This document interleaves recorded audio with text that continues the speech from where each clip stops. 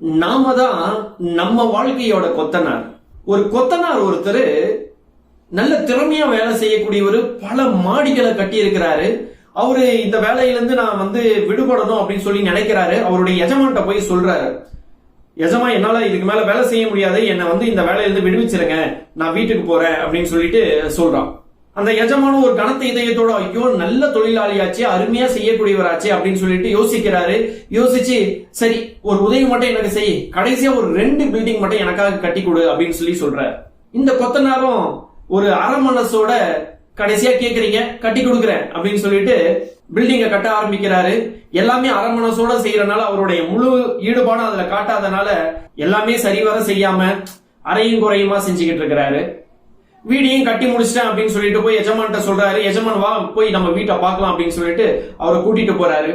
அந்த கொத்தனார் ஆச்சரியப்படுற மாதிரி அந்த வீட்டோட சாவியை எடுத்து கொத்தனார் கையில கொடுக்கிறாரு. என்னது, இந்த வீடு எனக்கா அப்படின்னு சொல்லிட்டு அவரு யோசிக்கிறாரு. அச்சோச்சோ, இந்த வீடு எனக்கு அப்படின்னு தெரிஞ்சிருந்தா நான் இன்னும் நல்லா கட்டி இருப்பனே, என்னுடைய முழு உழைப்பையும் அதுல கொடுத்திருப்பனே அப்படின்னு சொல்லிட்டு ரொம்ப வருத்தப்படுறாரு. நாமளும் நம்மளுடைய திறமையை காட்ட வேண்டிய இடத்துல காட்டாம விட்டுட்டு மத்தவங்களை குறை சொல்லிக்கிட்டு இருக்கோம். இந்த வாழ்க்கை நம்மளோடது, நமக்காக தான் கொடுக்கப்பட்டிருக்கு. இந்த வாழ்க்கையோட கொத்தனார் நாம தான்.